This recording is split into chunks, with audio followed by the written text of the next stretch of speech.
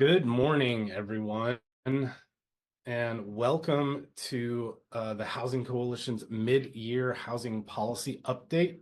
I'm going to give us a couple of minutes, a minute or two before we get started, because folks are joining the webinar.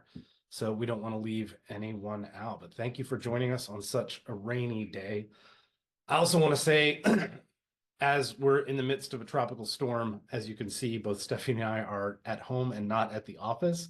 And so fingers crossed, knock on all the wood that we keep power, we keep internet connection, and my children whose school got canceled don't come tearing through.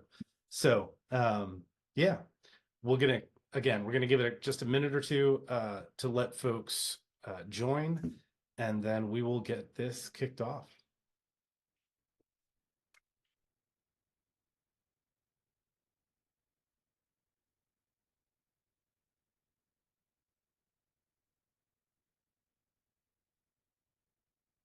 Also, a note on some housekeeping before we get going.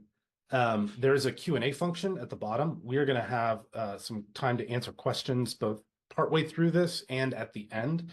So if you want to drop your questions in the Q&A, we will answer them when we get to the question time. So for those of you who have questions, we will be recording this webinar. So the folks who signed up but couldn't make it to the actual webinar get a chance to watch it.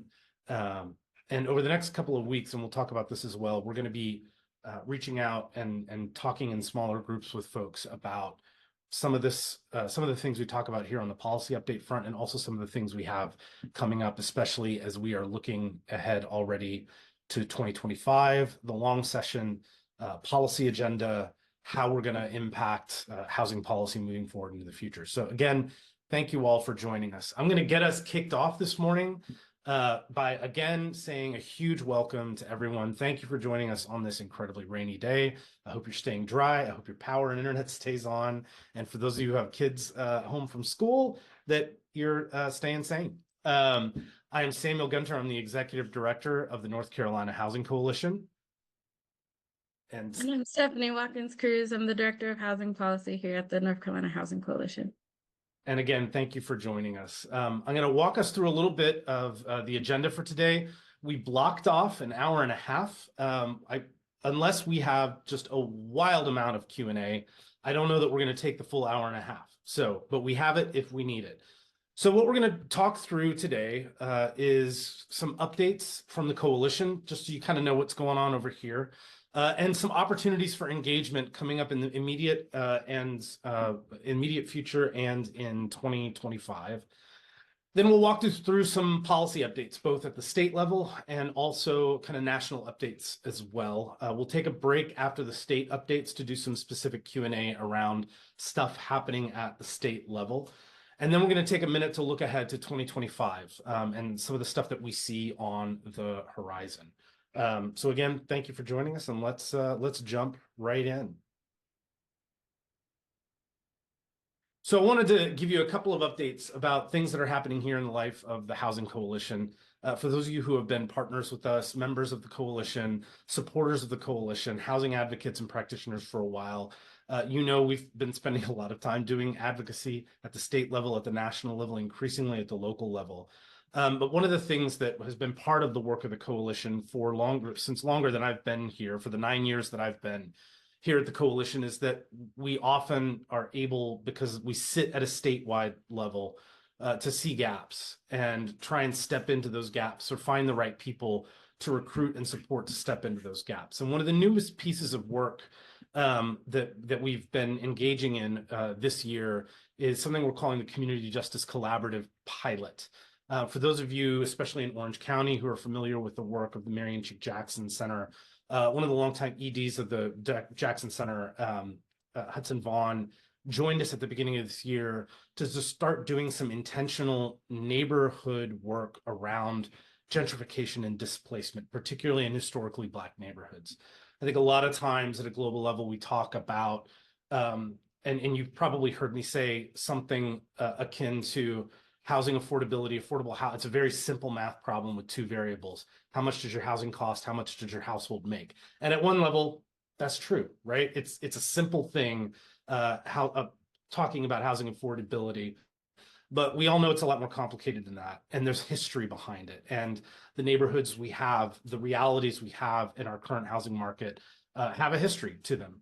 And this work is organizing at the moment neighborhoods in Wake County as they're going through their property tax revaluation process this year.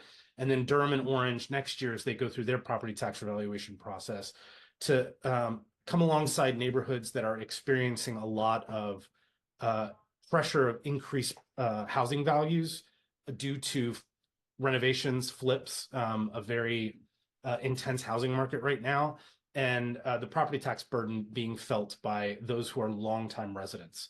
I would encourage you, if that's work that interests you, particularly around property taxes, anti-displacement, and gentrification, to learn more on our website about the Community Justice Collaborative and figure out how you are going to get engaged. We're in Wake and Durham and Orange because we're in this property tax evaluation process right now. And the idea is to build out a model that's going to be able to work across the state as well for communities that want to engage. So that's one of the things that's new in the life of the coalition this year. We also, you've heard us talk about the local housing blueprint, and we are still charging forward with working on the blueprint. I'll let Stephanie talk a little bit about where we're at on that. Absolutely. So for those that don't know, the local housing blueprint really came about as we looked at what our existing legal infrastructure here is in North Carolina. And we often see a lot of resources around affordable housing development and community development that talk about everywhere but North Carolina, or are really focused on particular types of markets, you know, your urban markets, your growing centers. And so we really wanted to look at how we would be able to develop a tool that would include policies and solutions that work within the current legal infrastructure of North Carolina. So not a California infrastructure or a DC infrastructure, but our North Carolina infrastructure. And then also take it a step further so that it's not just another sort of case study or summarizing sort of toolkit, but that it looks at the different considerations that a local government or that practitioners and advocates need to think about when it comes to designing, implementing, or even evaluating policies and successful housing models here in North Carolina. And so we want it to be a tool that works across markets. So your rural areas, suburban areas, and urban areas. And we've had already a pretty iterative process since we did our soft launch last year. And we're excited to continue forward and look at how we can engage with a lot of you around this tool. We also have our county profiles, which is an annual tool that you all are very familiar with.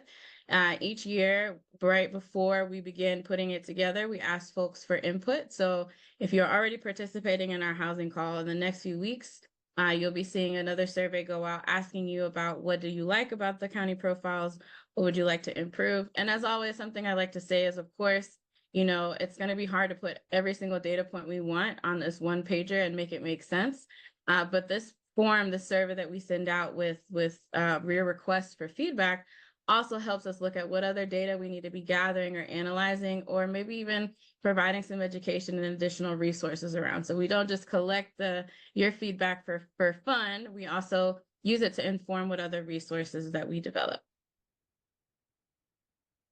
And the other big update we wanted to let you know, for those of you who haven't seen already, is that we are excited to be moving in with the Coalition to End Homelessness. They should be by the end of the month moving into our new offices. So if you have our address down as 3608 University Drive, Suite 203, just change that 203 to a 201. We moved into some bigger offices next door, and we're excited to be co-housed moving forward, at least for the next 3 years, with the Coalition to End Homelessness, and help us to better integrate our work. Since we're doing the same thing at different parts of the continuum of housing need, and so excited about the opportunity for collaboration. So really excited about that as well. Also coming up, a couple of things we wanted to put top of mind, and then we'll jump right into policy updates. The first is our fall conference is coming up, and it's coming up fast. It's early this year. It's beginning of September. And early bird registration, I believe, closes on Friday. And so if you are planning on coming, please, I would encourage you to sign up now to get the early bird registration cost. But it's going to be an excellent conference. Looking forward to. We had 1,200 people last year, which was the most we've ever had at this conference. And I think one of the things that stood out to all of us who were there is how many new faces were there. Not just new, as in we had not worked with them before, but new as in first gig in housing. There's a lot of new folks cycling into this work. So if you are in and around housing work on the ground, please join us in September at the conference. Also, just want to give a plug that if you know anybody that you would like to nominate for our housing awards, please make sure you do so. We'll make sure to post the nomination link in the chat as well, and we'll send it out again. But this is a good time at our breakfast every year that we really highlight advocates doing great work across the state in a number of different ways. Our policy agenda for 2025, in previous years, we've done a lot of committee work. We've developed an agenda through this sort of committee process. And this year we're going about it a little differently, and we're starting early. So this is part of that policy agenda development process. Likely our policy agenda will remain pretty similar, but we want to hear from you all about what you're seeing, what's going on, and what solutions you really want us to be pushing for. And then we'll also talk a little bit more about what we're seeing. There's also this next year, we will be having an advocacy day at the General Assembly. It will be in April, and we hope to announce the official dates at the conference. So another one of the million reasons to go to the conference, we'll be releasing the official date of the advocacy day. Another opportunity for engagement, people are calling the Tax Policy Super Bowl. So I'll kind of dive into that interesting title. In 2017, there are a lot of tax policies that were put into place, and they will actually be expiring in 2025. And so the leadership in the House and Ways Committee have created several different Republican tax teams in order to look at crafting different policy proposals for major tax actions sort of in advance of these tax provisions expiring. So the team that is looking at affordable housing is the Community Development Tax Team. And so among the policy considerations that they're looking at the housing credit, as well as tax exempt qualified private activity bonds. So looking at housing bonds. These tax teams, which were set up earlier this year, have begun asking the public for letters and recommendations on what they need to prioritize in their own recommendations for the Republican tax platform. There's a lot of opportunity here to really take up a lot of the sort of freed up revenue or tax provision policy space with actions that could really benefit affordable housing development and preservation. They're accepting letters until October 15th of this year, and they'll be using all of the recommendations that they get to sort of craft their platform. Now, what we're doing is we're asking you to submit a letter. There are not templates that are being circulated because they're really emphasizing that they want to hear not sort of the standard answer from a million people, but they want to hear a lot of different answers, a lot of different perspectives from folks from different parts across the country. And so there are a few ways that you can submit a letter. We have a form. We're trying to see kind of how many of you have stories that you are willing to share, and also what your point of view about the importance of the housing credit is. So we have a form where you can submit your letter that way, or you can submit that you're interested in submitting a letter, and we can sort of help facilitate that process and follow up with you. You can email them directly at an email, republicantaxteams@mail.house.gov. And then you need to make sure, if you do that, that you include all relevant contact information. And we recommend explaining why the housing credit matters to you, your work, and your community, and any other sort of tax policy recommendations that you think would be really helpful for them to be aware of.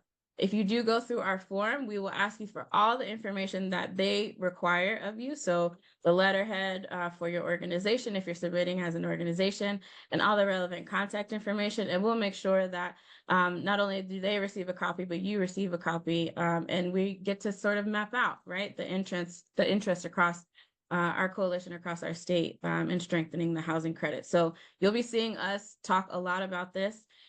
Both in written resources in our housing call. And if you have any questions, definitely feel free to reach out about that. I'll also mention that you'll at the housing conference, if you haven't already, we're also going to be setting up at our table ways for you to get this done.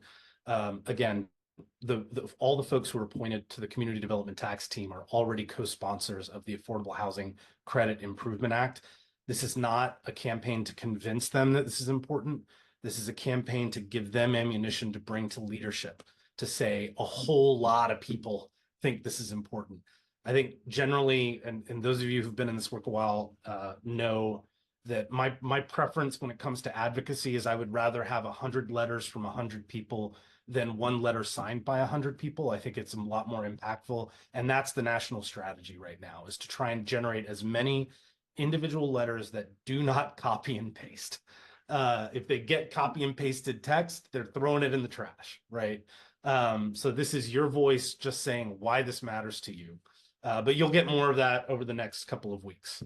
All right, well, let's jump into policy updates.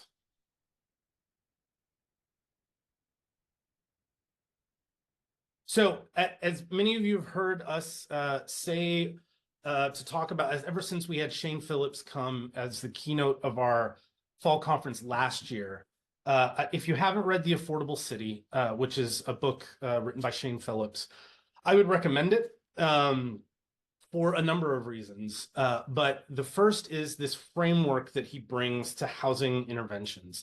I think it's a really helpful framework.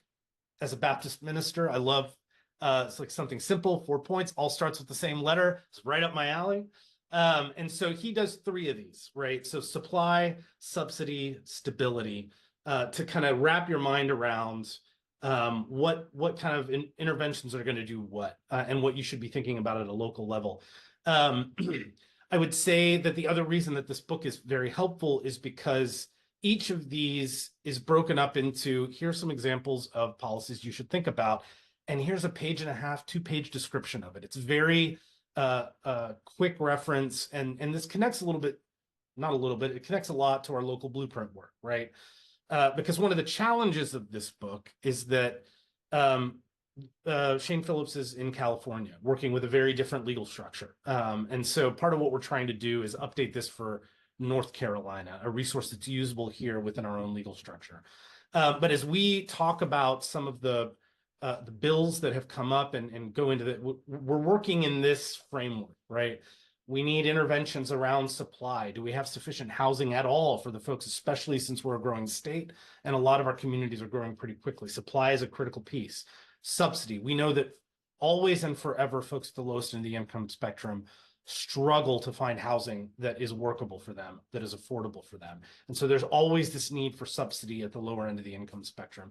And then stability. How do we keep, when folks find homes, how do we keep them in their homes? Whether that's wraparound services, or whether that's eviction prevention or foreclosure prevention, and so on. So those are kind of the 3 buckets that Shane talks about. And then we add this other one. We said infrastructure, and I don't know why we were going with a word that started with the letter I for so long. So we just switched it to systems, because S fits in the brain better.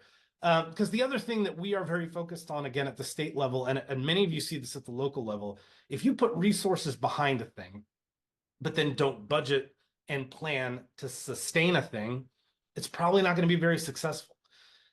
We saw this in disaster recovery with Matthew and Florence getting hit, and we had no infrastructure to do disaster recovery. And so we had to build a state agency in the middle of a recovery effort, and then got hit by another, and then got hit by COVID, and on and on and on, right? And so tending to those systems is very critical work. So that's kind of the buckets that we think about this policy work in. And I'll let Stephanie talk a little bit about some of the legislation we saw in the short session and some of the stuff coming out of the long session. And we'll take some questions about that. One of the reasons that we start with that framework is that that's how we are analyzing and sort of looking at the legislation and the policies that we're seeing come through, both at the state and the national level. Just as a reminder for those that don't know, our policy agenda is really categorized and prioritized in these 4 key areas. And so again, we look at resources. We want them to be reliable, dedicated, and coordinated. We really support housing policies and resources that keep families in their homes and allow communities to thrive. And we want to ensure that local policies are actually facilitating an adequate supply of quality housing that are accessible across the community's income spectrum. And we believe in promoting equitable access to housing and an opportunity, to reckon with our long history of racist housing policies. And these values and these principles are what help us kind of guide us through our analysis. That's why you see in a lot of our advocacy that we advocate for increasing the housing trust fund, having a dedicated revenue source for the trust fund, having programs and policies that protect tenants and access to housing. This year in the legislative session, we saw over 80 bills that related somehow to housing. So that means they had keywords that ranged from building code, land use, right, residential development, disaster recovery, or they had something to do with tenants, they had something to do with landlords, or they had administrative modifications. So housing was definitely a top key topic in the sort of slew of legislation that was introduced. Now, only a handful of legislation related to housing made it across the finish line for various reasons. There are a lot of other much more divisive topics that took up a lot of the energy and momentum in the General Assembly. But it was really amazing to see how many people were talking about housing and what those conversations were about.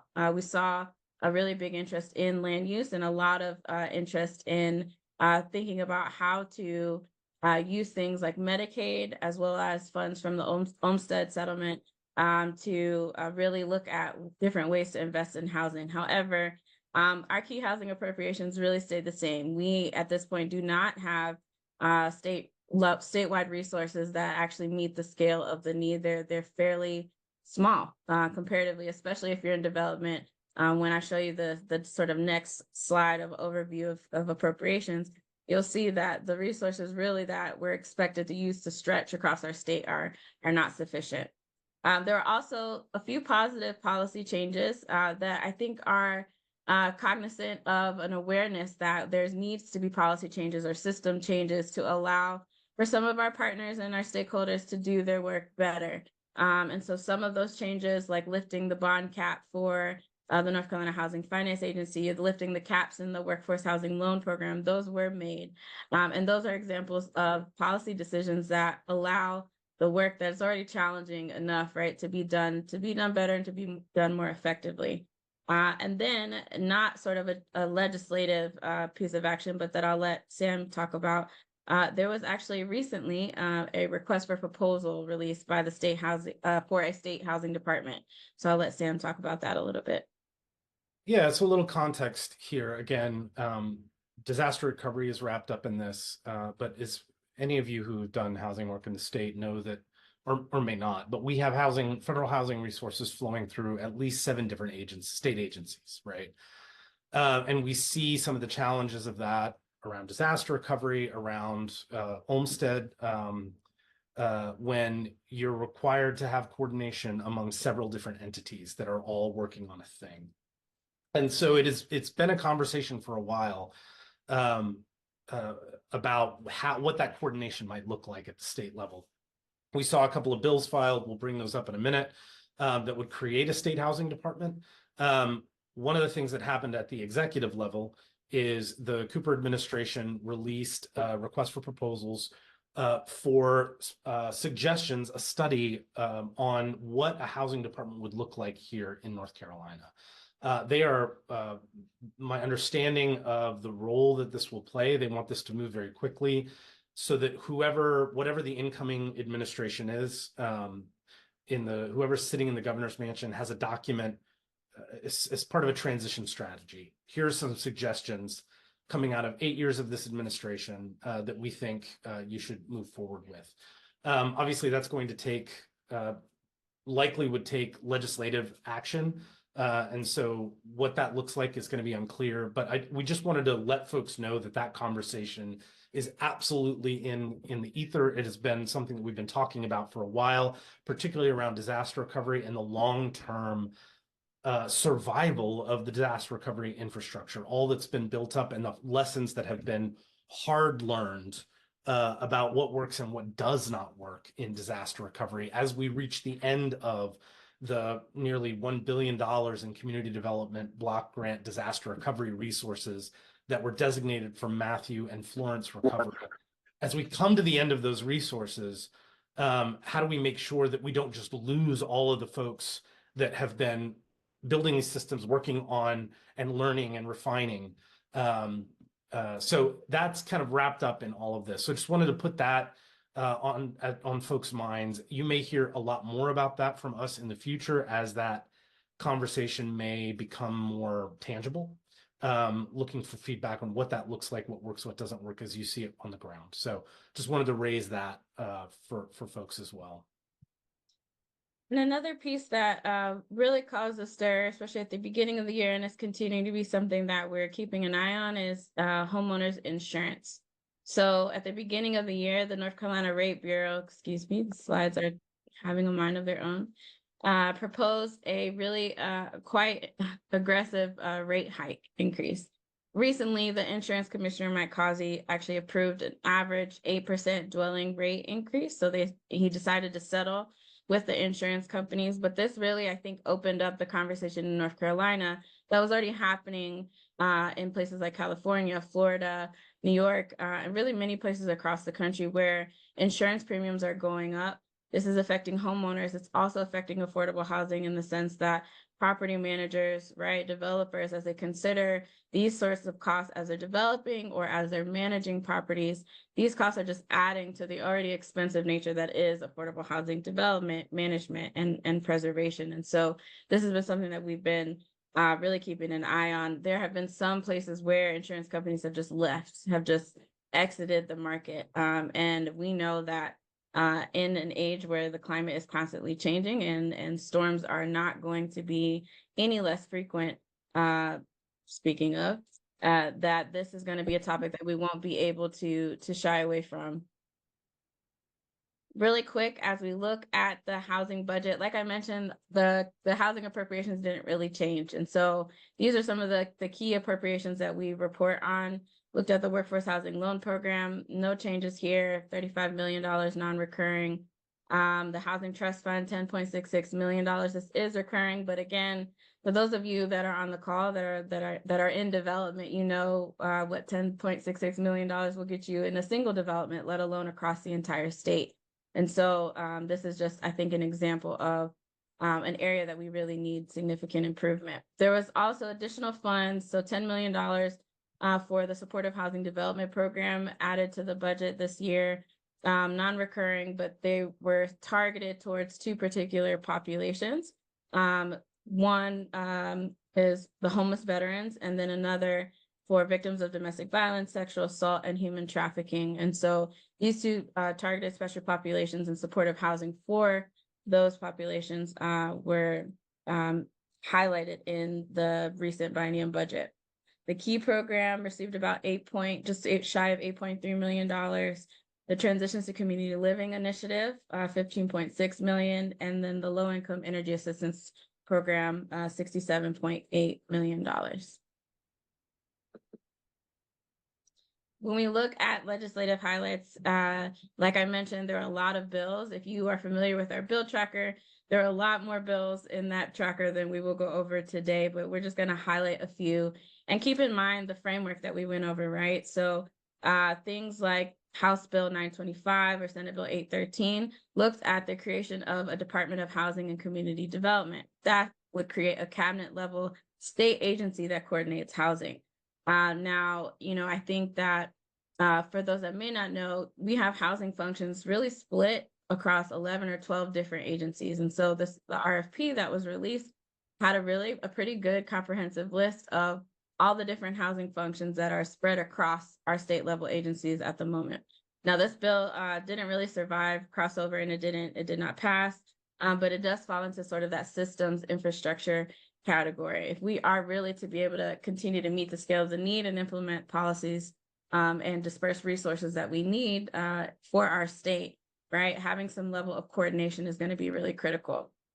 There was also a lot of conversation around homeowners associations this year. There was an entire committee that was created to look at some complaints happening around the state of sort of this brooch of power, right? The sort of continued lack of transparency, inconsistency in record keeping, and so on and so forth. So House Bill 969 creates checks and balances for homeowners associations and is looking to protect against foreclosures over small debts. There were a lot of complaints around foreclosures or liens being placed on properties over really quite insignificant levels of debt, right? So maybe less than $2,500, someone losing their home over $2,500 when, you know, there are many programs that could have, you know, prevented that type of foreclosure. And so mitigating that type of predatory nature of unnecessary rules that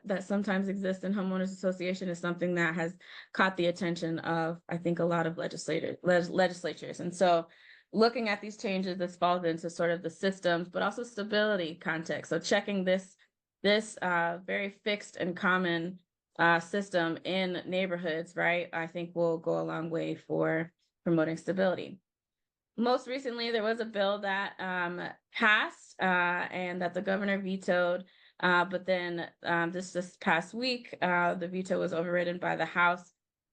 It was a tenancy in common bill. So there was clarifications around what the definition of tenancy in common means, what the rights are for those that share tenancy. Then in that same bill, there's also language that essentially preempts any local government from enacting source of income protections for privately financed housing.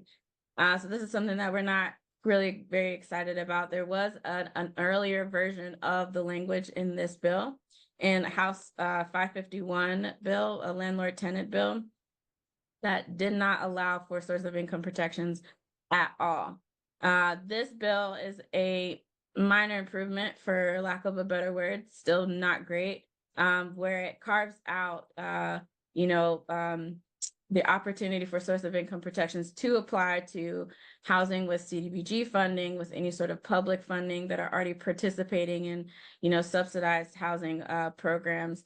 And it doesn't impact policies that are already enacted right now in North Carolina, but there's only about 4 or 5 places that have policies. So Winston-Salem, Charlotte, Mecklenburg County, Raleigh, I believe, as well. And so this is a blow for tenants' rights and for this protection that really is quite needed. Another 2 bills that we looked at that stood out to us this year, and again, we're not going to go through all 80 plus of them. There was a bill that passed really early on that was a hard blow. House Bill 41, Senate Bill 53, titled Hotel Safety Issues. It essentially removed the rights of folks living in hotels if they there were tenants' rights that applied to people even if they lived in a hotel for less than 30 days. And so this bill removed that. And it was ratified without the governor's signature and really impacts stability. Another most recent bill that was ratified without governor's signature prohibits changes to the state residential building code for energy efficiency and loosens some different design standards. This impacts supply and systems. And I feel like it's also important to mention that in this same bill, there was a modification to how duplexes are classified in the code that would in theory allow for more density. But again, every policy is complicated. So although that was a sort of minor benefit of this, there's a lot of concern from different groups about the impacts of both building quality and energy efficiency for our homes and our residential developments across the state now with this bill in place. So we'll stop there and see if there are any questions. I'm going to answer a couple of things that are already in the chat that instead of typing, I was just going to answer live. And we have an anonymous question about whether or not we have a position on the creation of a state housing department, and it's whether it's preferable to expanding NCHFA's role. So what I'll say about this and our position is that we want dedicated housing resources at the state level that are coordinated, right? Exactly how that looks, I think any of us who operate in systems knows there's a number of different ways things can work and work well. I think what does work well with what we've got is NCHFA, right? It's a really good state agency. When you look across the country at the way housing resources flow, NCHFA, the Housing Finance Agency, does an excellent job doing the financing, right? Whether it's the low-income housing tax credit or whether it's bonds or down payment assistance, they do really good in that like finance role that they hold. The challenge with housing is there's so much more than just the financing of the bricks and mortar, right? Whether it's services, whether it's like tenant level supports, rental assistance that flows to people as opposed to institutions, and all of that is scattered. And so I think what we've been trying to be clear about is not necessarily what we want the final outcome to be, but what are the values we want our state housing system to, how we want it to function, right? And I think, again, disaster recovery is an excellent example. And there's history to this going all the way back to 2014, right? Right as I was coming into the coalition, we had a network of CDCs around the state that CDBG kind of flowed through, excuse me, CDBG sort of flowed through this universe through Commerce and the Division of Community Assistance. You had CDCs on the ground that knew how to do middle and long-term housing development work and knew how to use the Community Development Block Grant Fund. There was technical assistance that flowed through the state agencies to smaller local governments that didn't have capacity to run these grants. And then you also had a state appropriation that appropriated operating expenses as well to these organizations. So you had a network that in '99, when Hurricane Floyd hits, that's able to be deployed because disaster recovery in this country flows through the Community Development Block Grant Program, right? And in 2014, that whole ecosystem was gutted, right? The state appropriation for operations was gone. The CDBG money at Commerce moved over to DEQ for water infrastructure projects. And the technical assistance went away, which has been a major challenge for small local governments. And then fast forward to Hurricane Matthew hitting, now we have no infrastructure to work through. There's no one on the ground that's connected to a state infrastructure who knows the rules and is ready to go, right? You're building all of these relationships in the middle of a recovery. And so that's the kind of thing. And the other piece I would say is Olmsted, right? For folks transitioning out of adult care facilities, right, into community placements and community housing, they're touching a number of different agencies. And when you are kind of caught in the middle, folks caught in the middle get lost a lot of times. And so trying to figure out, so when it comes to our position is we want resources at scale. We want them to be dedicated and coordinated. And whether that is, a housing czar in the governor's office that has an eye on how each of these flow through these agencies and is able to bring a little bit of power into that room and say, nope, you got to be working with them. We need to work on it now. And this is the plan. Or whether it's a dedicated agency. Like I said, we've been talking with folks around the country about the way this works in Georgia or Massachusetts or New York or on and on down the line. What works, what doesn't. I think, like most places, everyone's pretty clear on what doesn't work in their systems, right? But trying to figure out where that's going to work for us. So that's again, that's what I say our position. We don't have a position on what we want the final outcome to look like, the final structure to look like. We have a position on how we want those resources to flow. And I think there's a number of different ways that we it's going to get built with a lot of people, right? And so we want to make sure that those values are put forward. So that's how I'll answer that. Someone else asked about the Targeting Key program. Yes, we're huge supporters of this bucket of money and making sure, again, back to the Olmsted piece, that this is a fully funded and that there are resources for folks to be able to get into the housing that they want, right? And that's, you asked about a strategy for increasing that pot, other than, we're trying to increase a whole bunch of pots. That's, I think, bringing back the housing day and trying to get all sorts of folks who work along the continuum of housing need at the General Assembly and talking with folks about what is working and making sure that we are funding at scale the stuff that works is going to be critical. And so I'd keep an eye out for when we announce the April date, so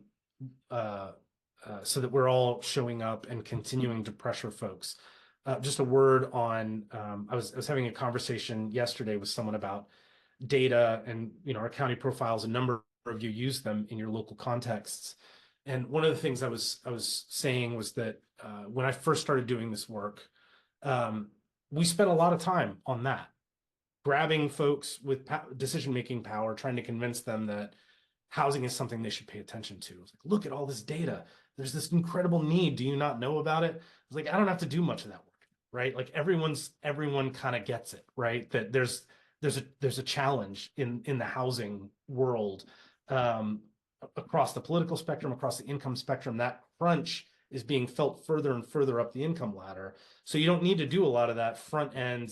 Here's why you should pay attention to this as an issue. What we're doing now is trying to convince folks that a real investment is going to make a real difference, right? And so the more that you on the ground can lift up the stuff that is working, and convince the folks that have their hand on the lever, right, that this is something worthwhile and is going to make a real and tangible impact, that's going to be critical. So again, plug for the Housing Day, us to show up in force from a whole bunch of different points along this continuum of housing need. Let's see, Stephanie, anyone's in here that you want to answer? Yeah, I see one about House Bill 969, I think 959, data around the most punitive HOA companies.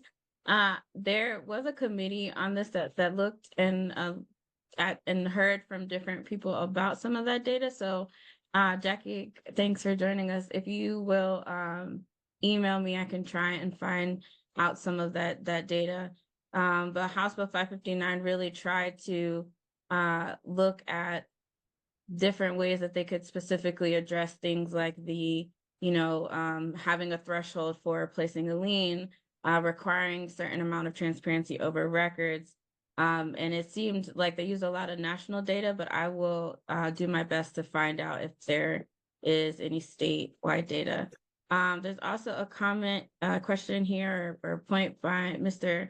Paul Kennedy, and Sam, you can probably add to this. Yeah. Yes, I think the Workforce Housing Loan Program, we have seen increases in funding in recent years, and a lot of this is due to federal, right? Some of that historic federal investments and different funds being moved around. And I think we would really like to see more sustainable, consistent, higher levels of investment from our state itself, right? So really wonderful that additional funds are being added, and we need to keep that trend going. And not only when there's historic levels of federal investment, but as we know historically, that federal investment can easily ebb and flow. And so making sure that our state is investing at the level it needs to, so that even more LifeTech awards can be put out. Yeah, the only thing I would add to that is, bringing up the history. Again, in 2014, we had a state tax credit that came alongside the federal low-income housing tax credit that we lost as part of a broader move in the General Assembly to simplify and take back the power to appropriate. And so we lost a lot of dedicated revenue streams and tax credits, and the housing credit was one of them. And it was replaced back in 2014 with a $10 million workforce housing loan program. And so over the years, we've grown that from 10 to now 35. And that's been, I think, a testament to the dedicated advocacy work of folks. One thing I will say, though, is that the folks in leadership in the majority who were part of creating the workforce housing loan program and advocating in budget negotiations for the workforce housing loan program are all gone next year. And so some of the champions that we've sort of relied on over the years for the housing funding that we have gotten are either retiring, resigning, or have already left the General Assembly. And so one of the things that we're going to be focusing a lot on in the coming months and coming into the new session is trying to build new relationships with champions that are in this new crop of leadership in the majority party. Obviously, what happens in November in the elections is going to play a significant role in what that looks like. And so there's a lot of unknowns there. But yes, we have seen some incredible successes in increasing what was a real low point in 2014 here in North Carolina. So thank you, Paul, for bringing that up.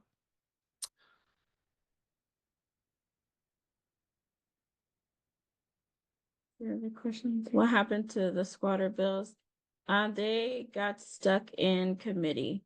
But we saw a slew of some of the language about removal of people from properties did make it into some other bills. So we saw pieces from some of the squatter bills about removal of persons from private property into bills, for example, around notaries or around public records. And so it did establish, I can, Alfonso, if you email me, I can send you some of our notes on that. But the squatter bill that I believe you're talking about and as a whole did not make it through.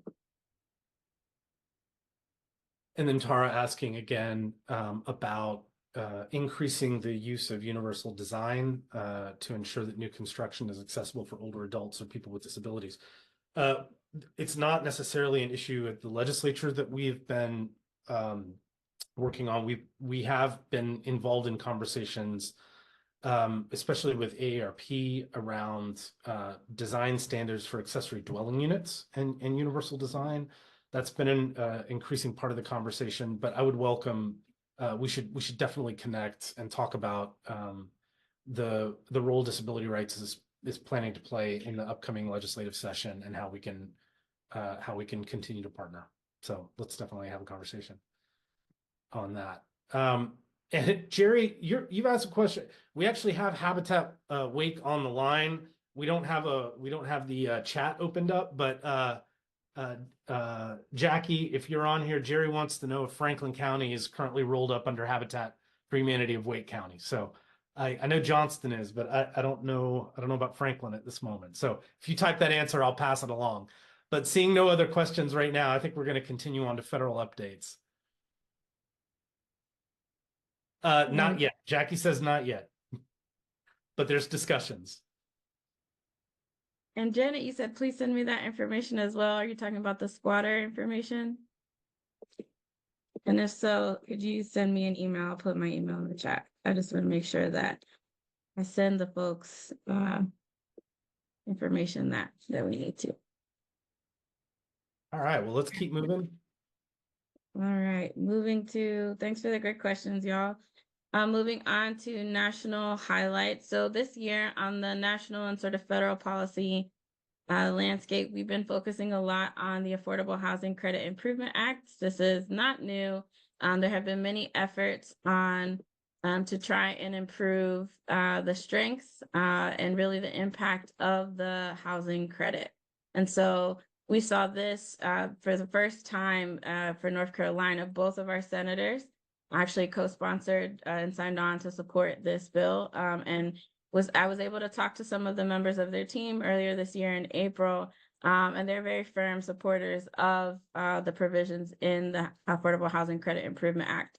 Some of these provisions did also make it into the tax package that unfortunately did not make it out of the Senate recently, but the hiccup there was not over the affordable housing provision. So again, we see this continuing trend of where housing is not something that people are necessarily against, but it is being caught up in some of the other more sort of dramatic and sort of divisive issues that are being discussed. What really has stood out, I think, to us as well is that we've been on this culture of defense more than offense for federal appropriations. So due to things like the recent debt ceiling agreement and sort of the difficulties of passing a federal budget and the complications when it comes to agreeing on domestic spending versus defense spending, a lot of our narrative has had to be, please, please, please emphasize to your elected officials that this increase in this appropriation is really just to maintain the level of services we currently have. And that's been, to be honest, that's been really odd to have to share time and time again. So we're advocating for higher levels of investment, but we've also more consistently on the national level have been asking folks to ask for this budget increase so that people don't lose their homes, let alone, adding more households to the number that HUD and other agencies can serve. So that's been pretty interesting. We already talked about the tax policy Super Bowl, so we won't talk about that again. And then, of course, the Johnson versus Grants Pass Supreme Court case. So for those that may not know, and on April 22nd, 2024, this year, the Supreme Court heard the Johnson versus Grants Pass case. And then on June 28th, they released a decision that essentially stated that those experiencing homelessness can be arrested for sleeping outside, even if there are no safe alternatives. So a little background, this case was originally filed in 2018, where a court determined that it is actually cruel and unusual punishment to arrest or punish those sleeping outside when they have no other safe place to go. This was challenged, and this was based on an ordinance that was being enforced by the city of Grants Pass in Oregon, where they were ticketing people sleeping in public, even if they didn't have anywhere to go. Something that's really important, and that some of our partners at places like Legal Aid and the ACLU that I've really been thankful for in our conversations. And if you were at our Bringing It Home conference and you were there for the panel discussion, you got to hear Dan Siegel talk about this. This ruling, even though it does say that local governments have the authority to essentially arrest people for sleeping outside, and that it's not cruel and unusual punishment, even if there's nowhere else for them to go, it does not guarantee that all towns and all local governments will immediately begin to enforce such laws. Unfortunately, 3 weeks after the decision, Governor Gavin Newsom decided to do just that. But as it stands for North Carolina, please keep in mind that this doesn't mean that the work is done by any means. It means that we have to continue to communicate how ticketing people is not actually a successful intervention. It's not solving anything. It does confirm the authority for people to enforce these types of ordinances, but it doesn't automatically mean that this is the way for people to go. In North Carolina, there are places that already have ordinances like this. So Fayetteville, Charlotte, and Asheville. And we do know that they disproportionately impact those experiencing homelessness. And we do know that they don't do anything to solve homelessness, right? It's really about hiding the problem rather than solving the problem. And we know housing solves the problem.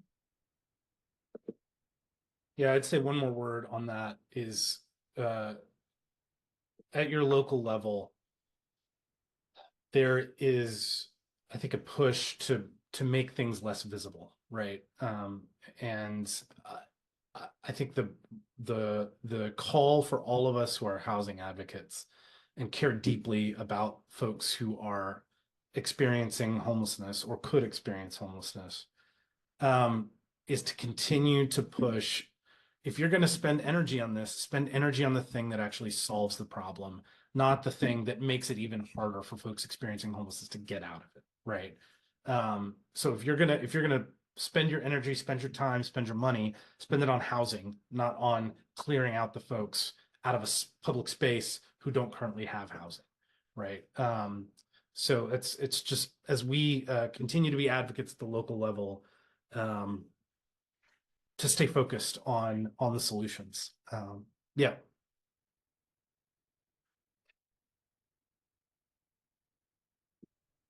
On the federal legislative side, there are many bills that make it through or just make it to committee that are introduced around housing and the housing credit. The few that we've been really focusing on, as we mentioned, the 2024 tax package unfortunately did not pass. It didn't really make it through. But a key point there that we are watching for is that there were Affordable Housing Credit Improvement Act provisions in that piece of legislation. And again, thinking about our framework, right? It is a vehicle that really emphasizes or is an intervention that falls under supply and subsidy. We also keep an eye on House and Senate appropriation bills. I will say the House and Senate versions of the transportation, housing, and urban development budgets are very, very different. They include the key funding for federal housing programs and one one includes a 10% proposed increase, and the other includes significant cuts. Appropriations are really though on hold until after the election. We definitely think that there will be several continuing resolutions expected. And this is going to impact our supply, our subsidy, and also a lot of our programs that look at stability. More recently, towards the end of July, I believe, there's House Resolution 8900 that was introduced by Representative Nickel, called the Keeping Housing Affordable Act. And this is also, again, another sort of supply and subsidy intervention that looked to extend the LIHTC compliance period in order to provide an opportunity to receive additional credits and incentivize preservation and rehab. So it's still in committee, it hasn't gone anywhere, but that's something that is way more recent that has caught our eye, and that we've actually talked to some of his team about, just to understand where it came from and what their thoughts about it are. I think one of the things that you've maybe heard me say before on policy updates over the last, oh my gosh, I've been at the coalition 9 years, is, you know, for anyone who remembers like the Schoolhouse Rock, I'm just a bill, yeah, I'm only a bill. It's not how it works anymore, right? You know, you don't, hey, I've got a great idea, let's write a piece of legislation. You get a bunch of people to support that legislation, and then it goes through committee, and then it comes out of committee, and you vote on it, and then it goes to the other. Doesn't work like that anymore. People file legislation, but the only things that move at the moment in the current political climate are the big stuff. Budget bills, tax bills, that's really it, right? And so what happens is you've got to build support to attach your thing to the big stuff that's moving. It's incredibly frustrating as an advocate for a number of reasons. One, it's hard to have any kind of accountability with legislators, because it's not, you're not tracking votes on a thing, right? It's up or down on a big package of whatever, right? And it's hard to know who's really the strong advocates behind closed doors. And things that have broad agreement don't move because they get attached onto things that also have things attached to them that have broad disagreement, right? And so it's a challenge in housing in particular. I think it's a challenge for little d democracy as well at the moment. But it's something to note about federal policy in particular. But one thing I will say, and I just want to highlight the work over the years of a number of you who have gotten North Carolinian congressmen and women to sign on, in particular, to the Affordable Housing Credit Improvement Act. We finally have both of our senators on. The vast majority of our delegation is signed on and is supportive. And that's a big deal, right?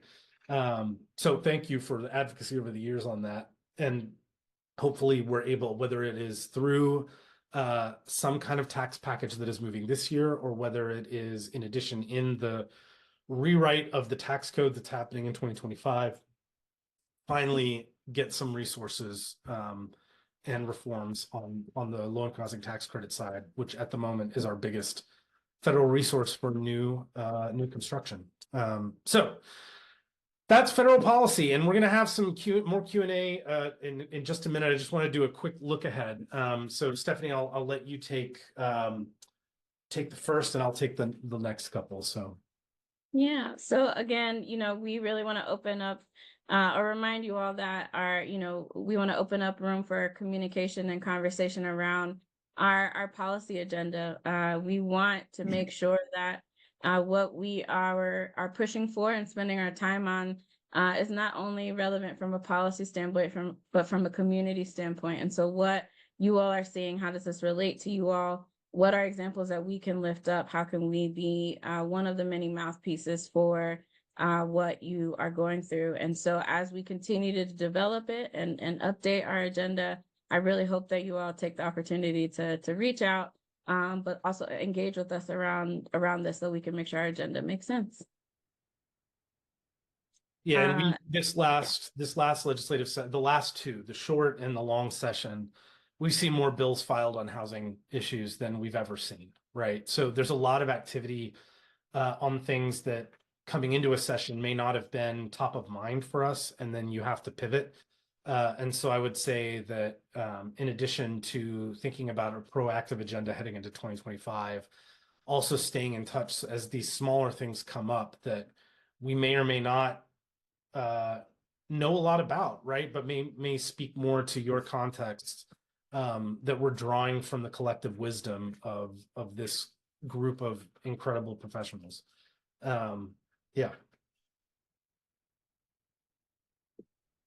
In our local blueprint, again, we're kind of re-gearing up, re-ramping up. We had to sort of take a look at, you know, where resources are coming from and how to make sure this tool is as relevant as possible. So as we sort of restart the development of this process, if that's something that you're interested in, please reach out. That we know this is not something that we're going to develop purely in-house because it's a statewide tool, so it needs to be developed by folks across the state. And of course, our housing day at the General Assembly, wanting participation. They're going to see us a lot, and we want them to also see you.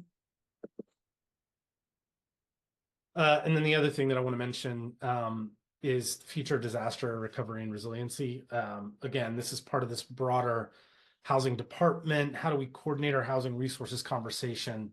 The most immediate need right now is to think about the long-term viability of our disaster recovery infrastructure. And so that's a piece that is going to be top of mind coming into the 2025 long session. And so especially for those of you, you know, disability rights in particular, but a number of you have done work in Eastern North Carolina over the last couple of years and have thoughts on what's working and not working in our state disaster recovery system. And so wanting to bring that wisdom together as we look ahead. I believe what we have left is questions, Stephanie.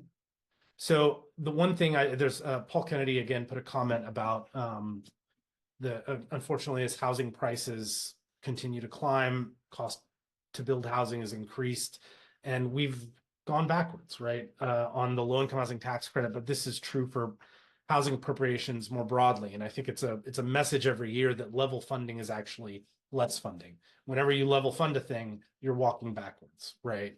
Especially as costs go up. And I mean, that's specific in the tax credit because even that 12.5% increase we saw is gone away, right? And so this is it's a constant struggle to keep these resources flowing in a way that's going to mean more units on the ground, more housing opportunities for folks at the lowest income spectrum. So thank you for bringing that into the conversation as well, Paul. Are there any other questions that folks have before we close out and let you all get back to your day?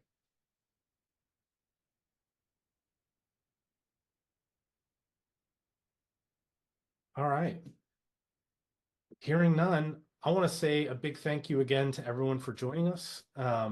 Again, we are, as we step into